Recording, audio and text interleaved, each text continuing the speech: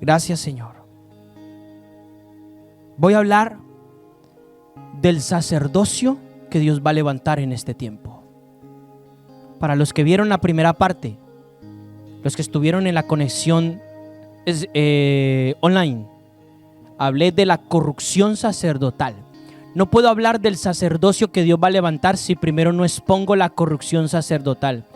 Recapitulando, dije que la iglesia en este tiempo ha vivido de una corrupción sacerdotal. ¿Está de acuerdo? Terriblemente. Ha habido mucha corrupción en muchos aspectos. Bueno, entonces vamos a entrar. Hoy voy a tocar dos aspectos bien importantes de un sacerdocio santo. Para esto el Señor me habló de Sadoc. ¿A quién le suena Sadoc en la Biblia? El sacerdote Sadoc. ¿Le suena? ¿Por ahí le suena a alguien? ¿Usted le suena? ¿Quién era Sadoc? Sadoc era un descendiente de Eleazar, hijo de Aarón, ¿vale? Ese era Sadoc, un descendiente de Eleazar, hijo de Aarón. Y el nombre de Sadoc, escuche, el nombre de Sadoc, le va a gustar esto, significa justo, justicia. La justicia tiene que ver con luz y con verdad, son aliados inseparables. El nombre de Sadoc significa justo. Vamos a ver entonces. Sadoc era un sacerdote que apareció en el tiempo de David, que Dios levantó en el tiempo de David para ayudarle en el reinado a David, y posteriormente fue uno de los sacerdotes y el primer sumo sacerdote en el templo de Dios cuando Salomón lo edificó de manera física. Ese es Sadoc. A los sacerdotes de generaciones de Sadoc se les llamaron los sadoquitas. Era una estirpe de sacerdotes muy específica que Dios estaba levantando para contrarrestar la corrupción sacerdotal que había en esos tiempos y que avanzaba como una epidemia sin control. Mire lo que le estoy diciendo. Ese es Sadoc. Vamos a tocar varios pasajes, 3 en concreto cortos. Vamos a Ezequiel capítulo 43 versículo 18. ¿Estamos allí? 43, 18. Y dice el Señor y le dice al sacerdote Ezequiel, escuche, ¿quién era Ezequiel aparte de un profeta? Un sacerdote. No, ya se lo expliqué, lo dije en la vez pasada, le dije quién era Ezequiel, le dije cómo Ezequiel se desarrollaba, cuál era el entendimiento de Ezequiel. No era cualquier persona, era una persona que entendía toda la ley levítica y la ley sacerdotal a la perfección, una persona que había sido educada para esto. Le habla el Señor a Ezequiel y dice, y me dijo, hijo de hombre, así dice Adonai Yahvé, estas son las ordenanzas del altar en el día que sea hecho. Escuche, para ofrecer sobre él holocaustos y para esparcir sobre él la sangre. Verso 19. A los sacerdotes levitas que son del linaje de Sadoc. Para cuando Ezequiel está existiendo, Sadoc ya había muerto, estaba requete muerto ya. Son muchos años después. Vuelvo y repito el verso 19. A los sacerdotes levitas que son del linaje de Sadoc y que están cerca de mí para oficiar ante mí, dice Adonai Yahvé, les darás un becerro de la vacada como ofrenda por el pecado. Lo pongo en el contexto. Escuche, Ezequiel es un hombre que Dios le da los planos del nuevo templo. Bueno, cronológicamente hablando, Ezequiel se encuentra en Babilonia como cautivo. E Israel está a punto, Judá mejor dicho, está a punto de ser destruido. A punto. Nabucodonosor y todo su ejército tiene sitiada la ciudad. Va a ser un desastre total. Y Dios le muestra a Ezequiel el nuevo templo. Del capítulo 40 de Ezequiel en adelante tiene que ver con un diseño del nuevo templo. Escuche. Y no es un templo, escuche, no es un templo terrenal. Ezequiel ve el templo espiritual. Porque cuando usted hace un estudio detallado de las medidas que Dios le da a David, que cumple Salomón y edifican el templo, y las compara con las medidas del templo que Dios le muestra a Ezequiel, ve que las cosas no cuadran. Las cosas no son iguales. Ahí pasa algo. El templo de Ezequiel a partir del capítulo 40 es un templo celestial. Y aquí viene la revelación, el cual es Cristo. Cuando Ezequiel el ángel le toma medidas, le dice medida de ángel. Estos aquí, estos acá, estos acá. El capítulo 40 en adelante es todo un diseño y Dios le muestra específicamente el templo a Ezequiel. Escuche, porque proféticamente le voy a decir algo. Dios le está diciendo a Ezequiel aquí en el capítulo 43, versos 18 y 19, que Él ha escogido a la gente solamente, a los sacerdotes solamente del linaje de Sadoc. Es decir, solamente a los justos, a los que son justos. Porque para este tiempo Dios ya sabía y había ejecutado un juicio sobre el sacerdocio levítico. El sacerdocio levítico había caído hasta el más no caer, terriblemente. ¿Vale? Lo estoy situando cronológicamente para que usted entienda de qué estamos hablando.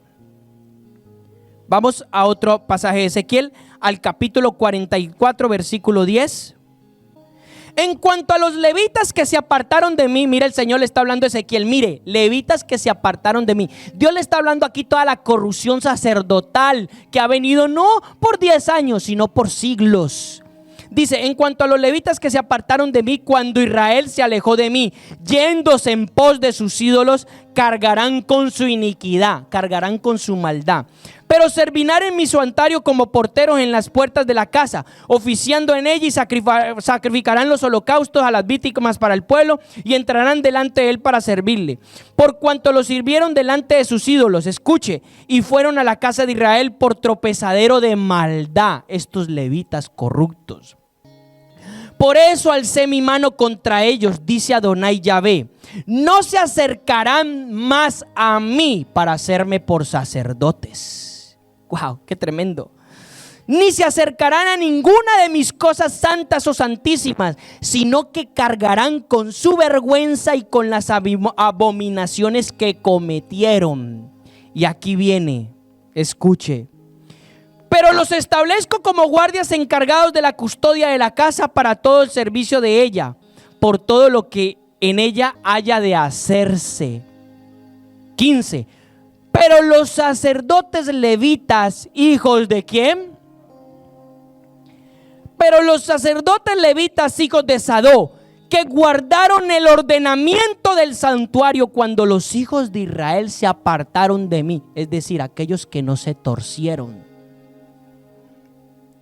Ellos son los que se aproximarán a mí para servirme y estarán delante de mí para ofrecer la grosura y la sangre, dice Adonai Yahvé. Ellos entrarán en mi santuario y se acercarán a mi mesa para servirme y guardarán mis ordenanzas. Cuando entren por las puertas del atrio interior se vestirán de vestiduras de lino. No llevarán sobre ellos cosas de lana cuando oficien a las puertas del atrio interior y dentro de la casa. Llevarán turbantes de lino sobre sus cabezas y calzoncillos de lino sobre sus lomos. No ceñirán cosa alguna que provoque sudor. Estoy en el verso 18. 19.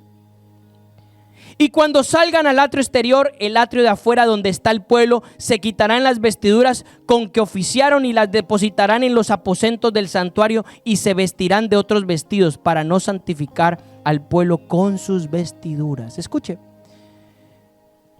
Dios le dice a los levitas que se corrompieron, ustedes ya no serán mis sacerdotes. ¿Sabe qué van a hacer ustedes? Ustedes van a ser los porteros. Ustedes van a estar fuera del santuario. Pero esto que está hablando es algo profético, ¿ok? Esto es algo que no tiene que ver con el santuario terrenal, no tiene una aplicación terrenal. Después, cuando Israel vuelve de la cautividad, al mando de Zorobabel y del sumo sacerdote Josué, ellos reedifican el templo. Se le llamó el segundo templo. Posteriormente Herodes hace una reforma y en tiempos de Jesús ese templo tenía una reforma herodiana y se le llamó el templo de Herodes. Esto que estamos hablando no tiene una aplicación terrenal completa. Pueda que se haya aplicado terrenalmente en ese tiempo, pero tiene una aplicación espiritual, porque el verdadero santuario es Cristo, el verdadero templo es Cristo. Todas las cosas antiguas son sombra de las verdaderas. Eso es lo que usted tiene que entender. El antiguo pacto es una sombra del nuevo pacto, de lo verdadero. El antiguo pacto es un tutor. Entonces el Señor habla aquí que los únicos que van a oficiar en su santuario son los hijos de Sadoc o del linaje de Sadoc. Lo que es lo mismo, los justos, los que anden en justicia, los que tengan un carácter justo. ¿Estamos de acuerdo? Para que usted la vaya pillando. Capítulo 48 de Ezequiel, versículo 11. Los sacerdotes santificados de los hijos de Sadoc, que me guardaron, ¿qué? ¿Que me guardaron qué? Fidelidad. Los sacerdotes hijos de Sadoc, que me guardaron fidelidad, que no erraron cuando erraron los hijos de Israel, como erraron los demás levitas. Verso 12. Ellos tendrán como parte santísima la porción de la tierra reservada junto al límite de los levitas. Escuche, hermano, ¿y qué tiene que ver eso con este tiempo? Bueno, sencillo, tiene que ver todo. Estamos hablando y estoy hablando de que las personas que Dios está levantando en sacerdocio tienen que tener un carácter justo.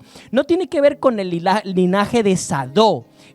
La palabra que ha sido entregada y que estoy dando tiene que ver, es una analogía de que el mensaje no es el linaje de Sadoc, el mensaje es el sacerdote en justicia.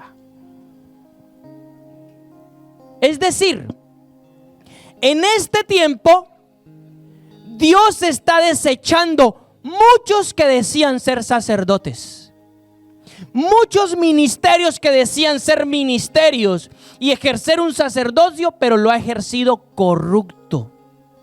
Por cuanto ellos abandonaron o rechazaron el conocimiento de Dios, Dios les rechazó el sacerdocio. Es decir, todos aquellos que en este tiempo del juicio del Señor sobre su iglesia, metiendo la mano en el sacerdocio, que no ha entrado en un arrepentimiento y ha cambiado el sacerdocio, ha sido desechado. ¿A quienes entonces está preservando Dios? ¿A quienes Dios está mostrando? A los sadoquitas.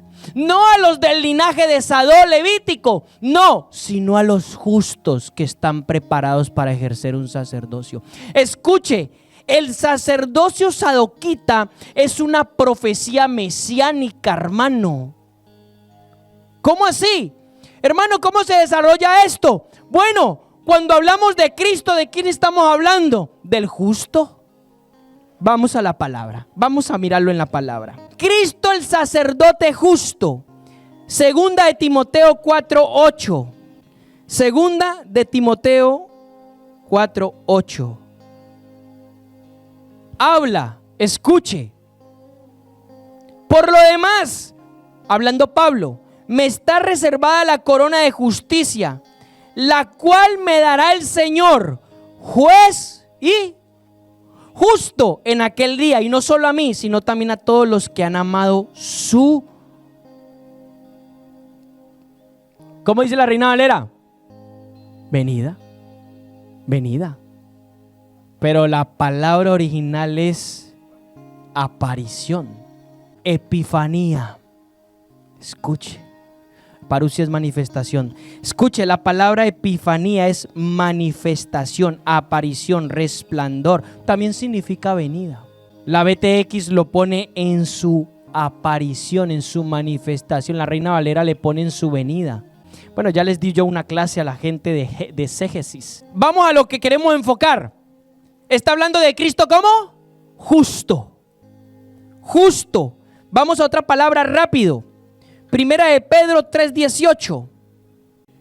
Dice el verso 18: porque también Cristo padeció una vez por los pecados, el justo por los injustos, para llevarlos a Dios, muerto en la carne, pero vivificado en el Espíritu.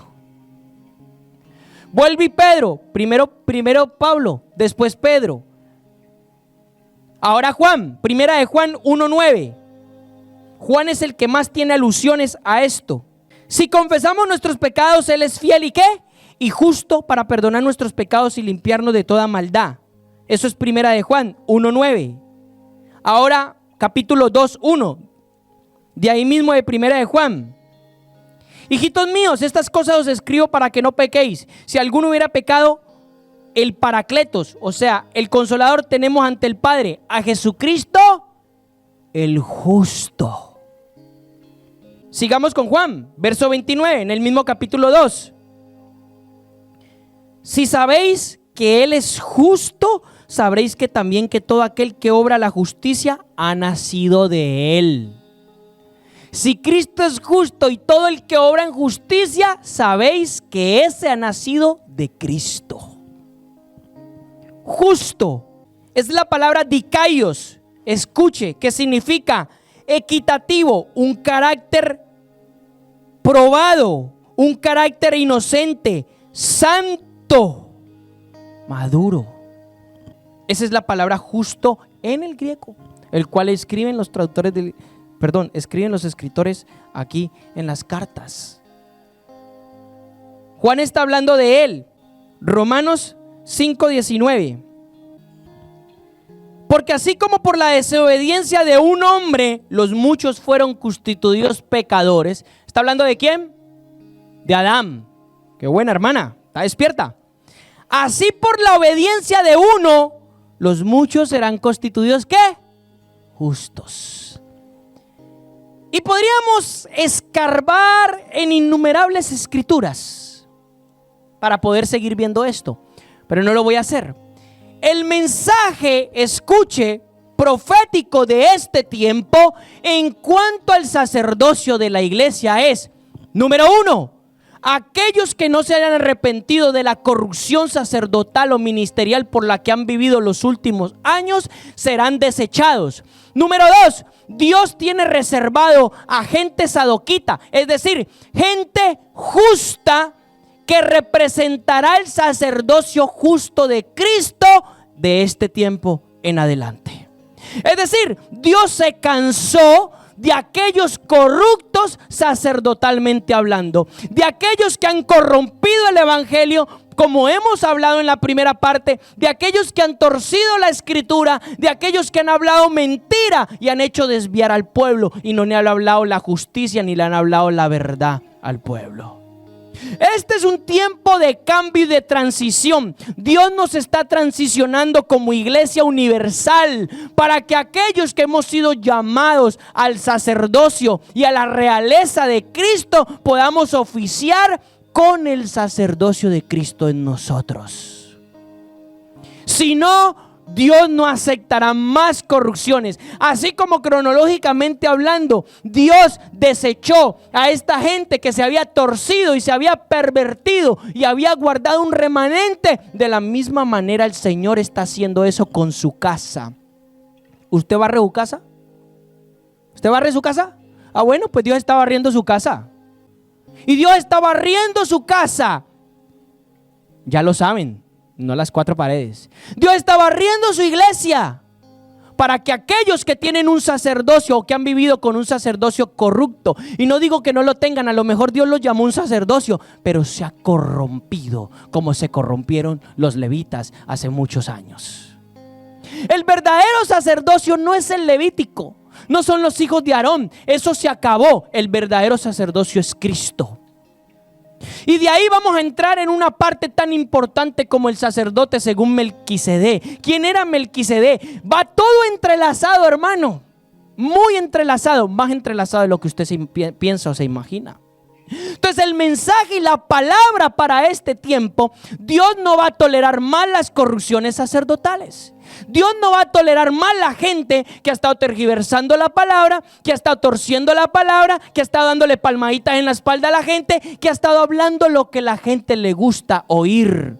Dios no va a tolerar este tipo de sacerdocio. Dios está levantando gente con la justicia de Cristo, con la luz de Cristo y con el sacerdocio de Cristo, para que la gente pueda verdaderamente ver la luz. Esa es la verdad.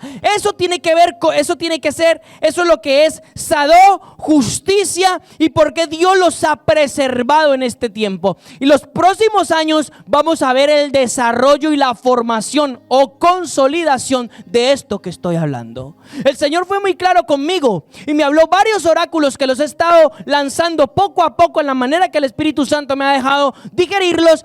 Pero esto es el desarrollo de ahora en adelante. Algunos, si por ahí nos vemos dentro de 5 o 10 años, verán el desarrollo justo que Dios está teniendo con su iglesia. Porque esa es la realidad. Esto no es un proceso que sucede de la noche a la mañana. Esto es un proceso que toma su tiempo. Por eso nosotros nos hemos determinado, y yo personalmente hablando, me he determinado a no ser partícipe de las corrupciones de antaño. No ser igual, no ser más del montón. Por eso a la gente le choca. ¿Por qué le choca? Porque la gente está acostumbrada ¿a qué? A la corrupción, al mismo pan viejo, al mismo odre y al mismo vino viejo, a la misma agua estancada de antaño. Cuando el Espíritu Santo nos está llamando en este tiempo a ser nuevos odres y a tener una fuente de agua viva renovada por el Espíritu, y que podamos ser justicia, que podamos ser luz en medio de cualquier tiniebla.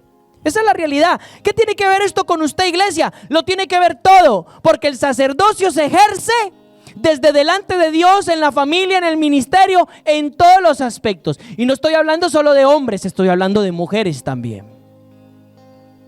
Tiene que ver todo, porque escrito está en la palabra que Cristo nos hizo reyes y sacerdotes para el Dios Altísimo. Él quiere manifestar su sacerdocio justo en medio de nosotros. Bueno, vamos a la palabra Melquisedec. Algunos de ustedes lo han escuchado, ese nombre. Le voy a traer unos apuntes bien importantes. Escuche, el nombre Melquisedec es de origen hebreo y es Malkit-Sedek, y es una palabra compuesta de 2 palabras hebreas, una rey y otra Sedek, justicia. ¿No le dice nada a eso? Hombre, por favor. Ahora vamos a entrar a pasajes tan reveladores.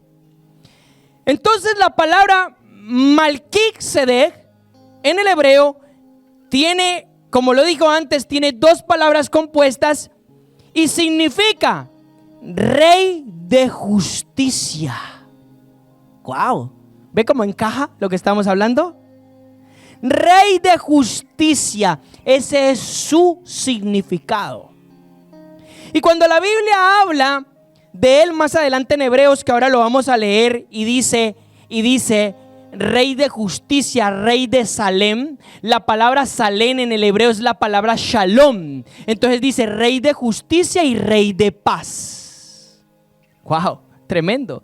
Porque cuando Isaías profetiza del vástago de David, hablando proféticamente Mesías, escuche, habla de quién, de Cristo. ¿Y Cristo qué es? Rey de justicia, rey de paz.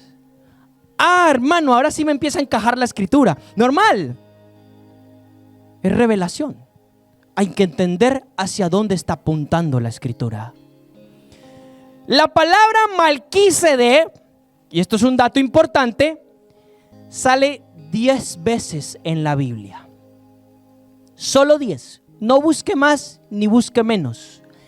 10 veces en la Biblia. Y como usted ya sabe, hasta el día de hoy, algunos números en la Biblia tienen un sentido profético. No todos, ahora no diga el 2, el 3, el 4, a ver qué significa. No. Algunos números en la Biblia tienen un sentido profético, como el 10, como el 70, como el 7. O lo que hablé antes, ¿por qué en el tiempo de Acab, cuando 10 millones de hebreos se habían doblado ante Baal, es decir, habían adulterado y abandonado a Dios y estaban adorando a Baal, a los amos y los demonios? ¿Por qué le dice Dios a Elías, yo tengo 7,000 que no se han doblado?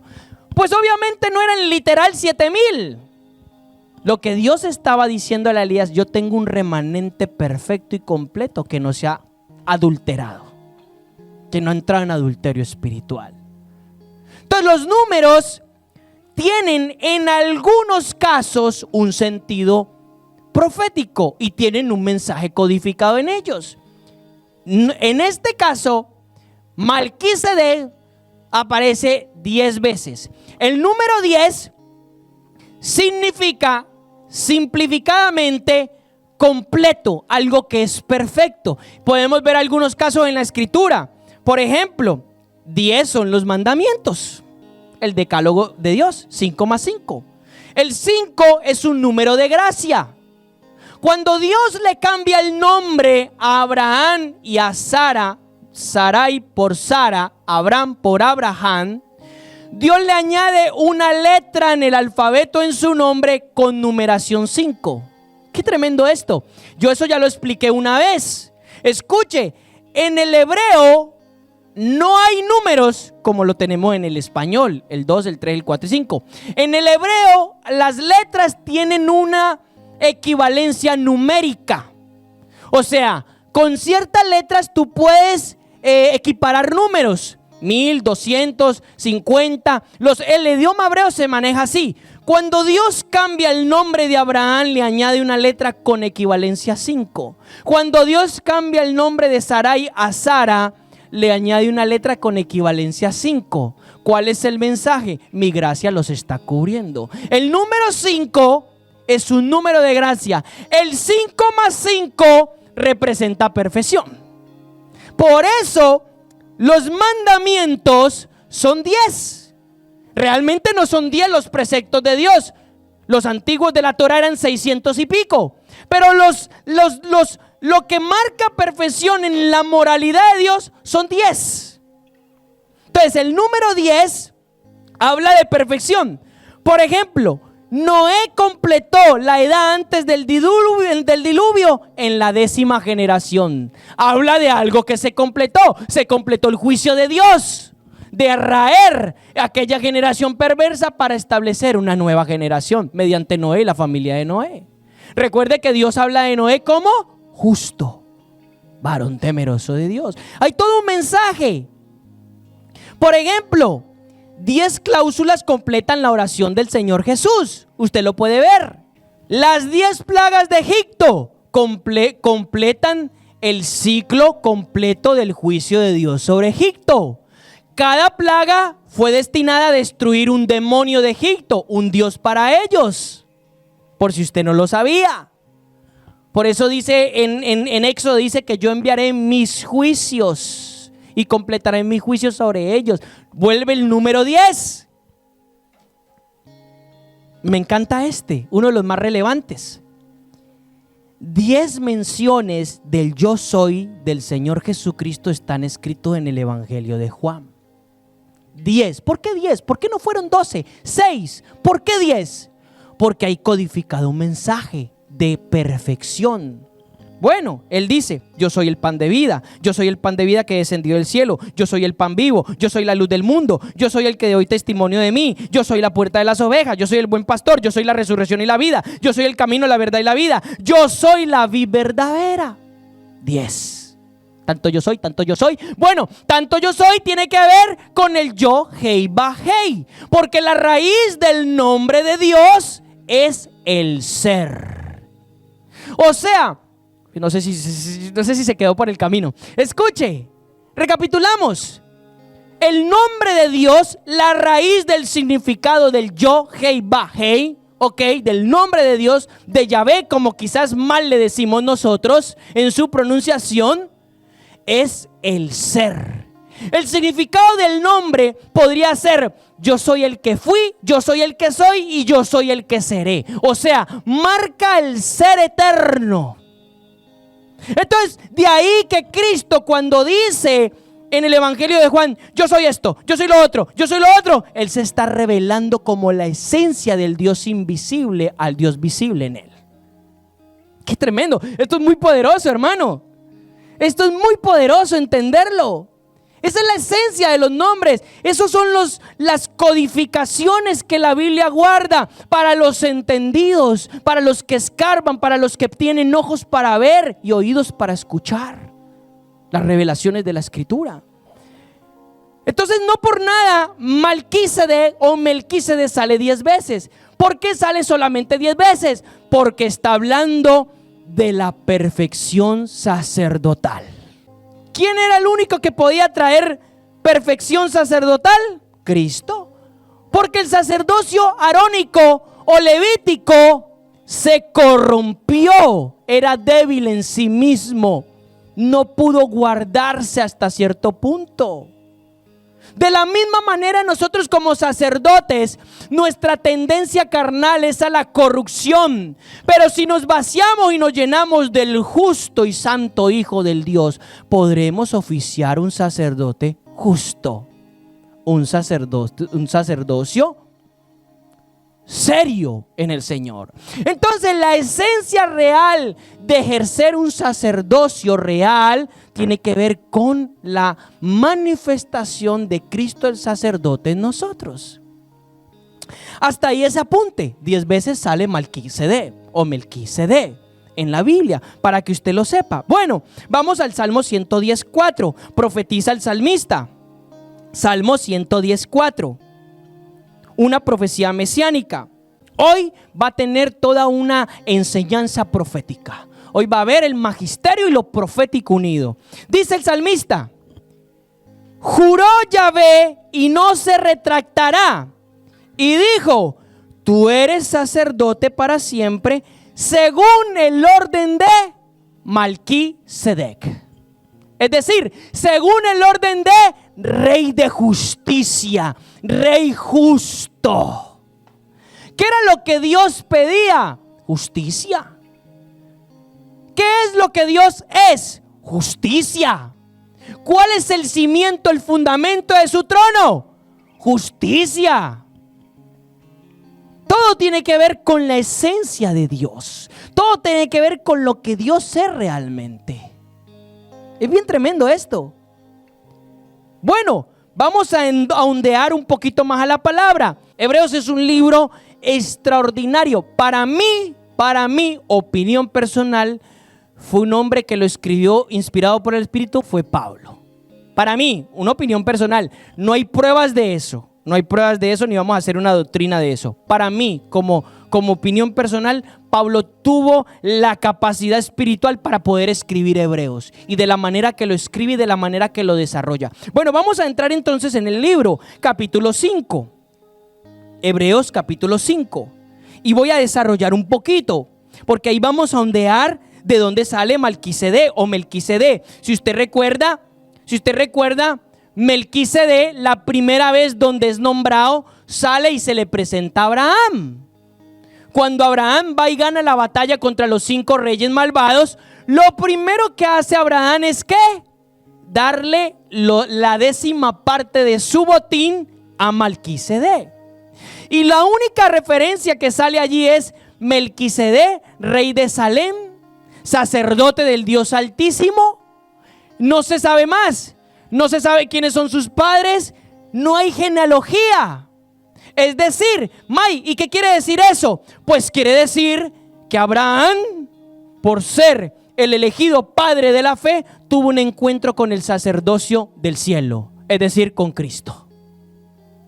O sea, este Melquisedec que sale a recibir el botín o los diezmos de Abraham es Cristo, en lo que se llama una epifanía o una manifestación de él. ¡Qué tremendo! Es espectacular esto. ¿Y cómo Abraham le da los diezmos a Melquisedec cuando ni siquiera Moisés había aparecido? Y ni siquiera Dios había establecido que el pueblo debía de diezmar al sacerdocio. Es interesante esto. Es decir, hay principios eternos establecidos desde la esfera celestial. Vamos a entrar. Hebreos capítulo 5, versículo 1. Vamos a leer hasta el 10. Ahora viene el escritor de Hebreo hablando del sacerdocio y dice: porque todo sumo sacerdote es tomado de entre los hombres, es constituido a favor de los hombres en lo que concierne a Dios, para que presente ofrendas y sacrificios por los pecados. ¿Cuál era la función de Dios para el sacerdote? Presentar a los hombres delante de Dios para presentar ofrendas y sacrificios por el pecado del hombre. ¿Correcto? Ahí entendemos la funcionalidad sacerdotal levítica. Bueno, dice el verso 2: esto pudiendo ser indulgente, o sea, pudiendo tener indulgencias, escuche, con los que son ignorantes y extraviados, puesto que él mismo, o sea, el mismo sumo sacerdote tomado de los hombres, está sujeto ¿a qué? A debilidades, es decir, no es perfecto. Tenía sus propios errores. Es más, cuando el sumo sacerdote entraba al lugar santísimo, solo podía entrar una vez al año, con un cordero perfecto. Antes de entrar él al lugar santísimo tenía que pedir perdón por sus pecados, porque si entraba así, la presencia de Dios lo mataba. Y después de que entrara y pidiera perdón por sus propios pecados, ya podía pedir perdón por los pecados del pueblo. Pero nada más esto actuaba, escuche, esto funcionaba como quien pone una tirita o una curita en una herida. O sea, esto no solucionaba el pecado en el pueblo, esto solamente apaciguaba momentáneamente el pecado en el pueblo. O mejor dicho, apaciguaba la ira de Dios por el pecado en el pueblo. Era, digámoslo así, era una solución temporal, momentánea, para que usted lo vaya entendiendo. Dice: a causa de ellas debe ofrecer sacrificios por los pecados, tanto por el pueblo como por sí mismo. Y ninguno toma para sí este honor, sino el que como Aarón es llamado por Dios. Así también Cristo no se glorificó a sí mismo por hacerse sumo sacerdote, escuche, sino que el que dijo: tú eres mi hijo, yo te he engendrado hoy. Escuche lo que acabamos de leer, Salmo 110, si no recuerda, ¿ok? Como también en otro lugar se dice, aquí el escritor de Hebreo está citando la palabra. Dice, como también en otro lugar se dice, tú eres sacerdote para siempre, según el orden de Melquisedec, según el rey de justicia. Verso 7. De Cristo, quien en los días de su carne, es decir, cuando estaba encarnado en la tierra, quien en los días de su carne, habiendo ofrecido ruegos y súplicas con gran clamor y lágrimas al que podía rescatarlo de la muerte, fue oído a causa de su gran reverencia. Cristo, escuche, y aunque era hijo, por lo que padeció, aprendió obediencia. Qué tremendo los padecimientos de Cristo. Y habiendo sido perfeccionado, vino a ser autor de eterna salvación para todos los que le obedecen. Y fue proclamado por Dios sumo sacerdote según el orden de Melquisedec. ¿Qué significa esto? Según el orden de rey justo, de justicia, o sea, según el orden de un sacerdocio celestial y no terrenal, de un sacerdocio perfecto y no imperfecto como lo eran los sacerdotes terrenales. ¿Lo está pillando? Ok, pasemos al capítulo 6, al versículo 17 del mismo libro, hasta el 20. Por lo cual, queriendo Dios mostrar más plenamente a los herederos de la promesa, miren las palabras con las que se escriben, dice, vuelvo y repito esto: por lo cual Dios, queriendo mostrar más plenamente a los herederos de la promesa, es decir, a nosotros, la inmutabilidad de su designio. ¿Qué es la palabra inmutable? Tiene un sinónimo de inconmovible, de que permanece para siempre, de algo que no se inmuta. Entonces dice, la inmutabilidad de su designio, y dice, interpuso juramento Dios para que por dos cosas inmutables en las cuales es imposible que Dios mienta, tengamos un poderoso estímulo los que hemos huido en busca de seguridad para asirnos, es decir, agarrarnos de la esperanza puesta delante de nosotros, la cual tenemos como firme y segura ancla del alma, que penetra hasta detrás del velo, o sea, penetra hasta el lugar santísimo. Recuerde que el velo separaba el lugar santísimo del lugar santo y del atrio. Nadie podía entrar al lugar santísimo. Entonces dice que penetra hasta detrás del velo, o sea, da acceso al lugar santísimo, a la viva presencia de Dios, donde Jesús entró por nosotros como precursor, hecho sumo sacerdote para siempre, según el orden de Melquisedec. ¡Qué tremendo! Bueno, leyendo esta escritura yo le hago una pregunta: ¿dónde entró Jesús?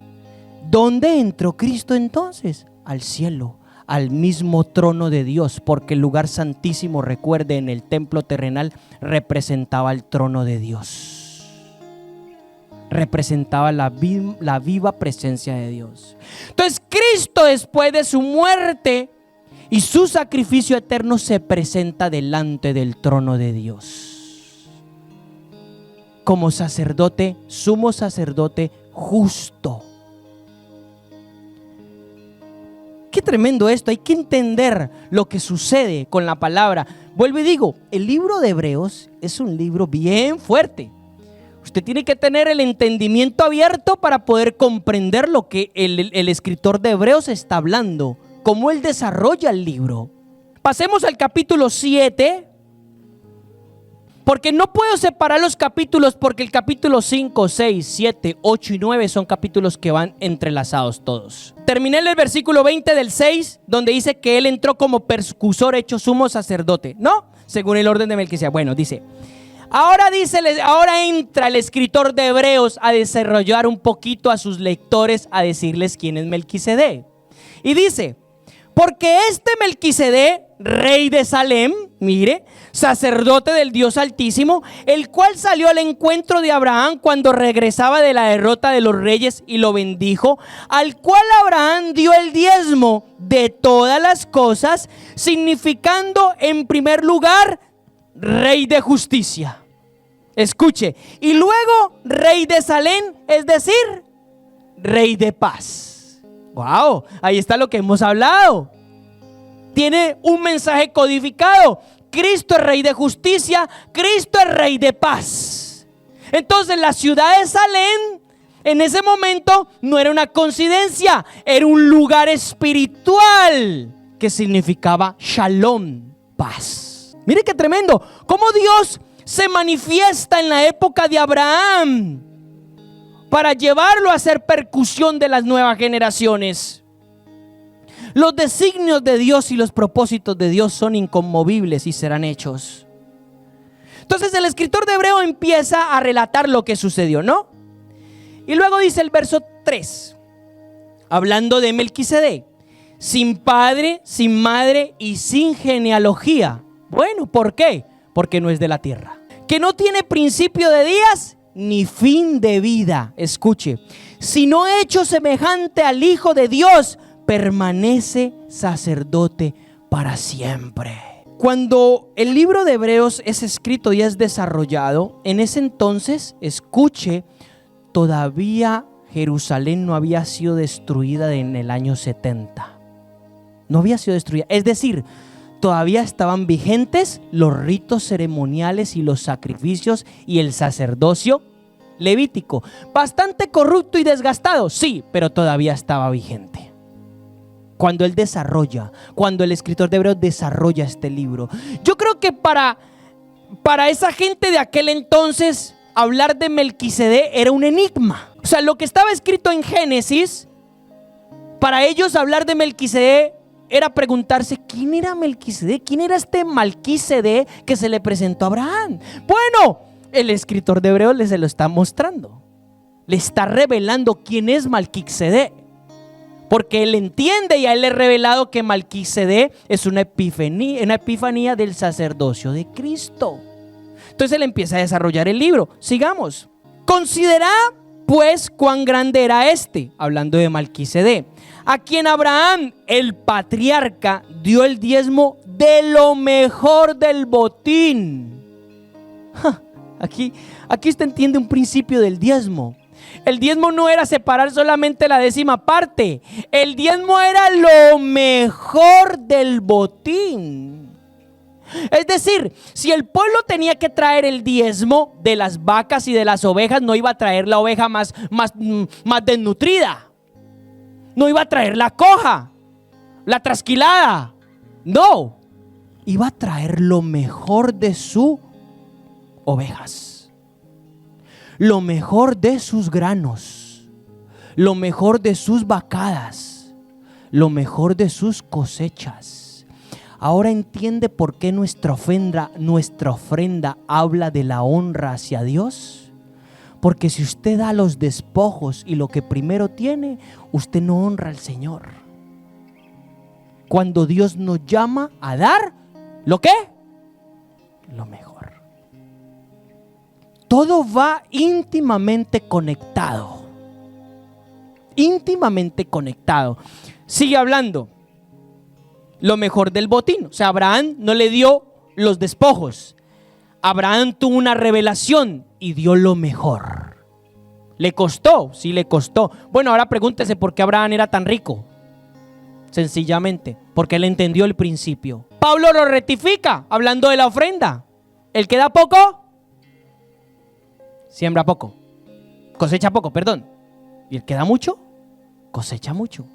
Por tanto, Dios ama al dador alegre. Por tanto, cojan lo mejor. Bueno, seguimos. Y en verdad, dice el escritor de Hebreos, que esto a mí me parece algo bien crucial. Y en verdad los hijos de Leví que han recibido el sacerdocio tienen mandamientos de exigir diezmos al pueblo. ¿Es cierto o no es cierto? Según la Torá, la ley exigió que los hijos de Leví exigieran el diezmo al pueblo. ¿Por qué? Bueno, usted ya debería de saber esto.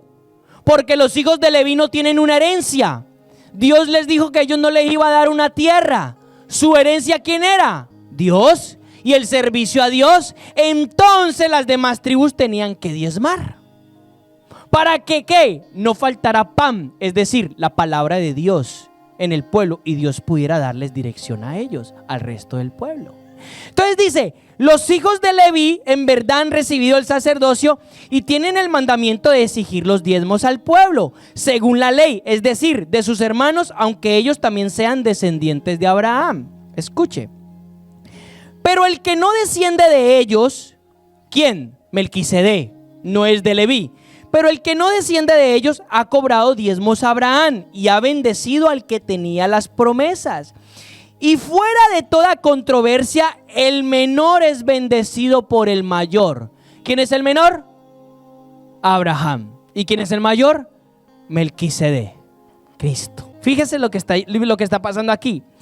Y mire lo que dice el escritor de Hebreos, hermanos, para aquellos que son agarrados en sus bolsillos. Bendito Dios.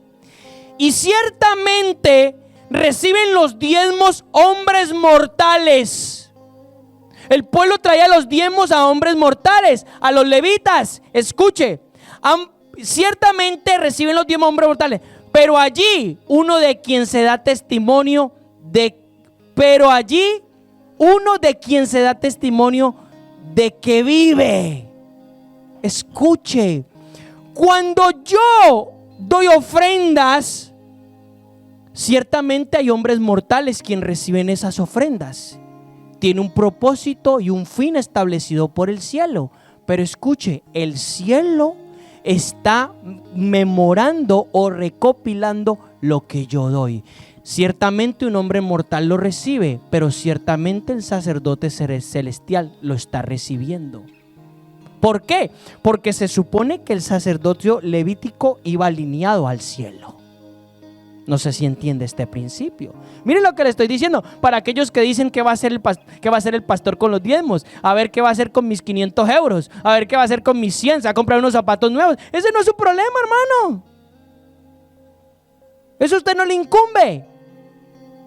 Lo que me incumbe a mí para dar es mi corazón y mi honra hacia el Señor. Ya está. Que el pastor se lo gaste como le dé la gana, allá él. Sencillo, porque hay gente que critica esto. Verso 9.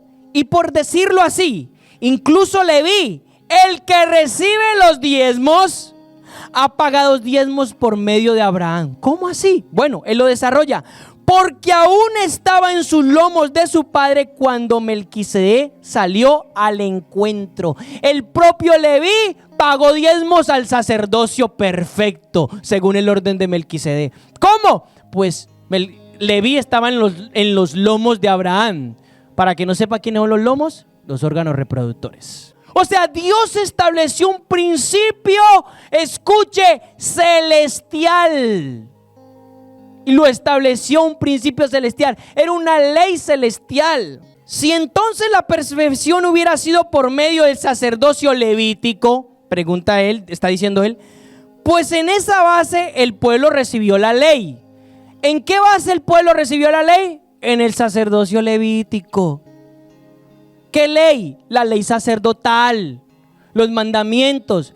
¿Cuál era la base de la ley? El sacerdocio levítico. ¿Vale? Para que lo vaya encajando. Por eso el escritor escribe y dice esto. Pregunta entonces, si la perfección hubiera estado en el sacerdocio levítico, ¿qué necesidad había de levantar otro sacerdote según el orden de Melquisedec y que no fuera llamado según el orden de Aarón? Pregunta, ¿cuál era esa necesidad? Pues si el sacerdocio levítico hubiera sido perfecto, no habría ninguna necesidad. El sacerdocio levítico era la sombra de la perfección, nada más. No podía ser perfecto en sí mismo hasta el cumplimiento de los tiempos en Cristo Jesús, sacerdote para siempre. Verso 12 dice, porque cambiado el sacerdocio, necesariamente ocurre también un cambio de ley. Mire lo que está pasando, un nuevo pacto, un cambio de ley.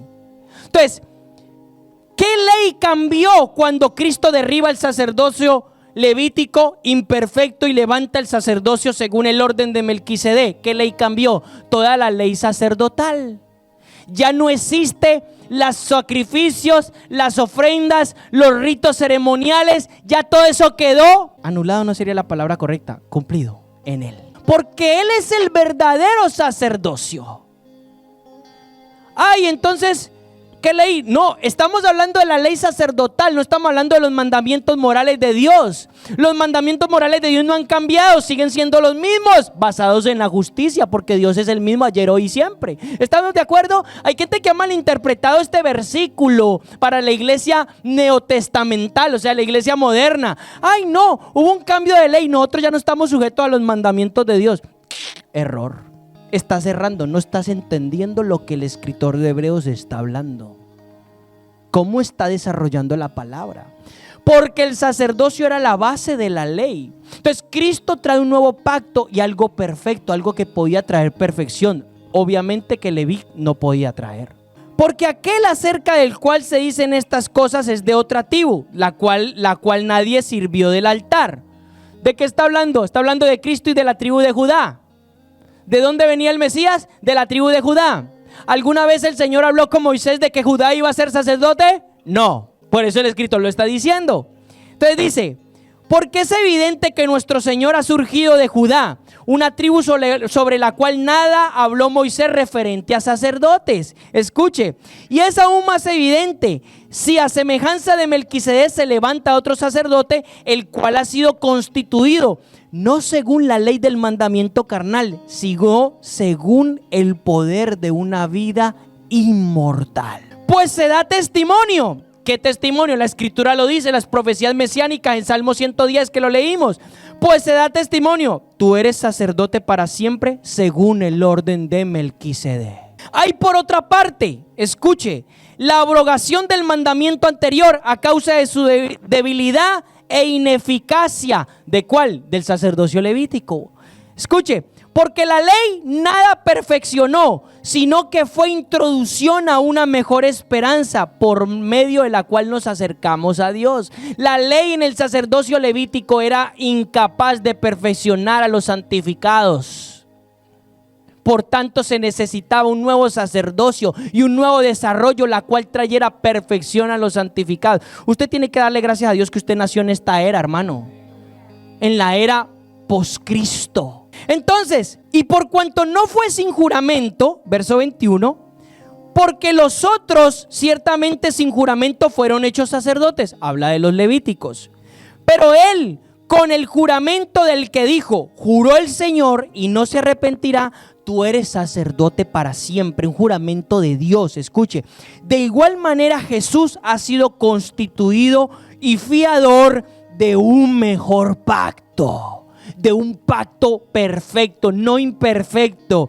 Y los sacerdotes llegaron a ser muchos debido a que la muerte les impedía continuar su sacerdocio. Escuche, pero él, Cristo, a causa de que permanece para siempre, tiene un sacerdocio intransmisible, eterno. Qué tremendo, de verdad, yo me asombro la sabiduría, el desarrollo con el que este tipo desarrolló. Yo sé que es de Dios y todo, pero este tipo tuvo que haber sido entrenado tremendamente para escribir Hebreos por el Espíritu, porque está hablando del verdadero propósito de la ley desde antaño hasta Cristo. Está hablando del verdadero propósito de la Escritura, siempre ha sido Cristo. 25, por lo cual también puede salvar perpetuamente a los que por medio de él se acercan a Dios, viviendo para interceder por siempre. O sea, escuche, Cristo, ¿cuál es el oficio de Cristo celestial? Aparte de su oficio a través de nosotros, Cristo coge, ahí está el Padre, aquí está usted que es pecador, y Cristo dice, Padre, míralo a través de mí. Padre, míralo a través de mí, es justo, a través de mi sangre, viviendo para interceder. Por eso Juan dice, abogado tenemos para con el Padre a Jesucristo el justo, y la sangre de Jesucristo nos limpia de todo pecado. Qué tremendo. Cristo el intercesor no solamente murió en la cruz por nosotros, sino que tiene un oficio celestial como sumo sacerdote. ¿Cuál era el oficio de los sacerdotes levíticos? Presentar al pueblo delante de Dios mediante ofrenda y sacrificios. Cristo dice, Padre, míralo, ha pecado sí, pero míralo a través de mí, lo verás en justicia. Qué tremendo. No sé si logra captar esto, hermano. No sé si logra captar lo que le estoy diciendo, hermano. Qué tremendo. Qué tremendo lo que Cristo hace. Es impresionante. Porque tal sumo sacerdote nos convenía. Aquí va la declaración más poderosa del Nuevo Testamento. Porque tal sumo sacerdote nos convenía, santo, inocente, incontaminado, separado de los pecadores y exaltado por encima de los cielos, que no tiene necesidad cada día como los sumos sacerdotes de ofrecer primero sacrificios por sus propios pecados y después por los del pueblo, porque hizo esto una vez y por todas, ofreciéndose a sí mismo. Porque la ley constituye sumos sacerdotes a hombres débiles, pero la palabra del juramento, es decir, de Dios, que después de la ley constituye al Hijo hecho perfecto para siempre. Ese es el sacerdocio de Melquisedec, el de Cristo. Capítulo 8, del 1 al 13. Ahora bien, sigue él hablando. Aquí él empieza a traer una pequeña conclusión de lo que él viene desarrollando en el libro. Escucha, este libro está desarrollado con una inteligencia espiritual brutal.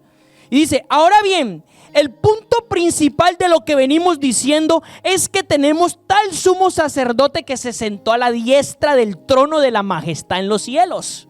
Mire, servidor de las cosas santas y del verdadero tabernáculo que erigió el Señor y no el hombre. ¡Wow!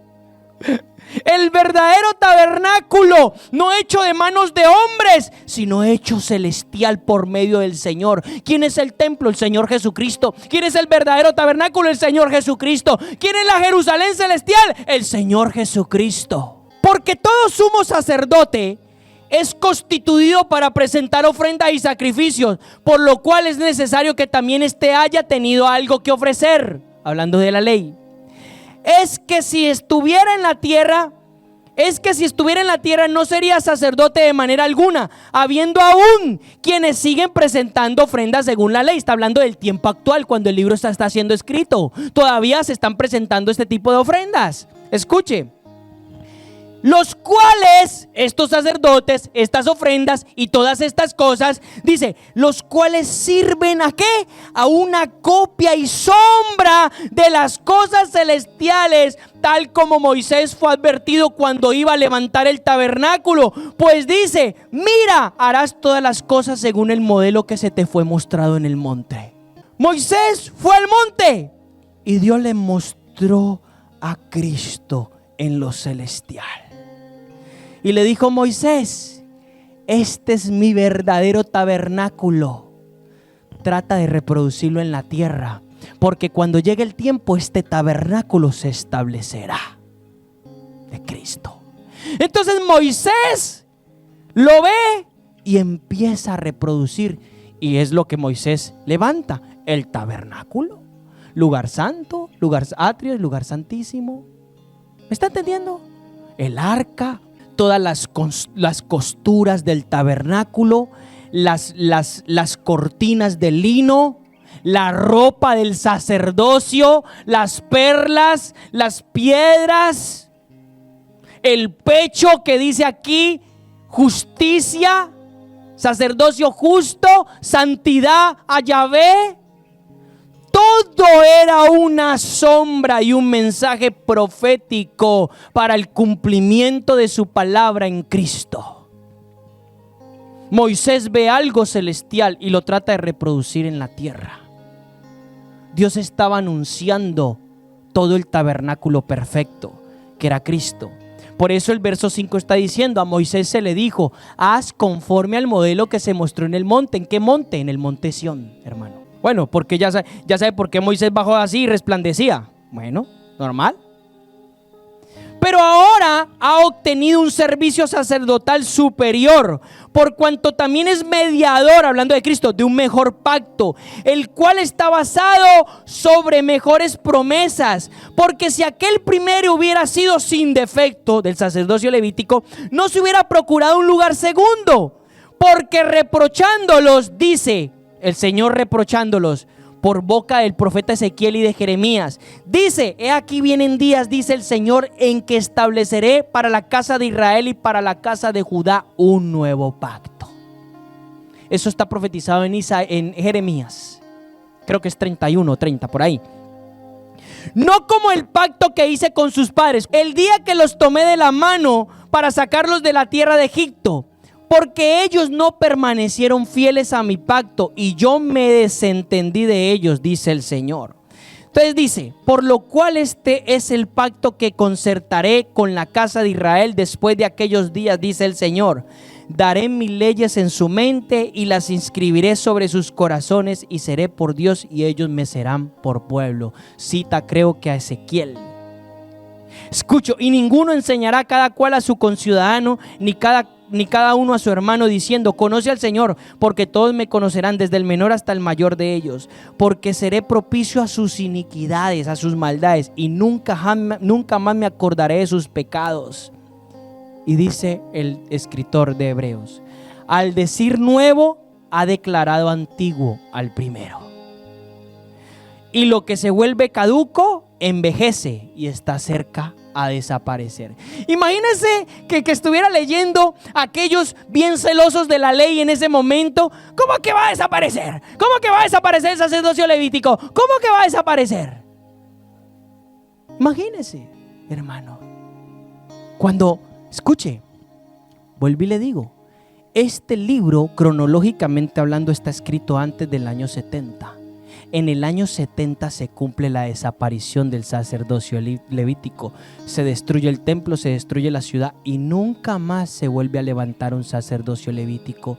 Nunca más, todo se pierde. Nunca más se va a volver a levantar ningún templo. físicamente hablando. Así que aquellos que dicen que se va a levantar el templo de Jerusalén y que se van a levantar los judíos en un nuevo sacerdocio, mentira. Dios les va a tumbar eso, si es que hacen algo. Porque Cristo ya juzgó tanto el templo como el sacerdocio. Cristo ya juzgó lo que fue torcido. Ahora solamente hay un sacerdocio vigente, el sacerdocio de Cristo según el orden de Melquisedec. ¿Qué tiene que ver todo esto con nosotros? Ya no voy a leer más porque sería ondear mucho. Yo le recomiendo que se lea los capítulos completos, 9 y 10 también, porque él ahí en el 9 y 10 empieza a aclarar y dice que si la sangre de machos cabríos podían medio apaciguar la ira de Dios, cuánto más la sangre del Hijo de Dios. Y en el capítulo 10 dice: y aquellos que han sido redimidos por la sangre de Cristo y que se han vuelto atrás al pecado, ya no queda ninguna remisión de pecados, ya no hay nada que los pueda salvar, sino que les queda una horrenda expectación del juicio de Dios. A aquellos que han disfrutado de Cristo en cierta manera y se han apartado y han vuelto atrás, dice el escritor de Hebreos, han pisoteado la sangre de Cristo y han afrentado al Espíritu de gracia, les queda el juicio de Dios eterno. Bien tremendo. Es bien tremendo esas palabras, hermano. Bien tremendo para el que quiera ondear más y para llevarlos a una mayor comprensión del libro de Hebreos. Entonces, ¿en qué concluimos? El sacerdocio de Melquisedec es el sacerdocio de Cristo justo y es el sacerdocio que Cristo quiere que nosotros ejerzamos. ¿Cómo? Cuando Cristo el sacerdote se manifiesta en nosotros. Hombres, Dios los llama a tener un sacerdocio según Cristo.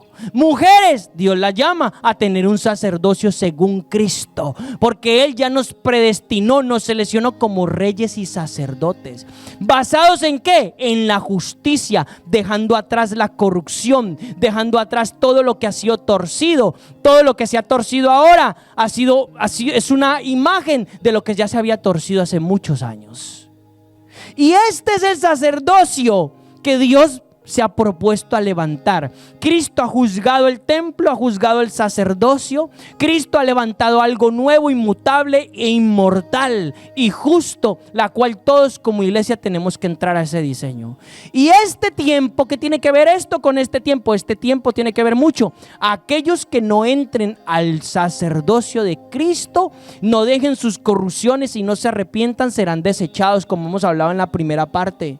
Solamente aquellos que Dios va a impulsar en este tiempo a ser un sacerdocio justo, leal, de luz, serán los que dejen que Cristo sea sacerdote a través de ellos.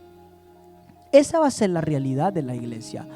Es una palabra muy gruesa, tiene mucho todavía que cortar, pero es una palabra trascendental para este tiempo.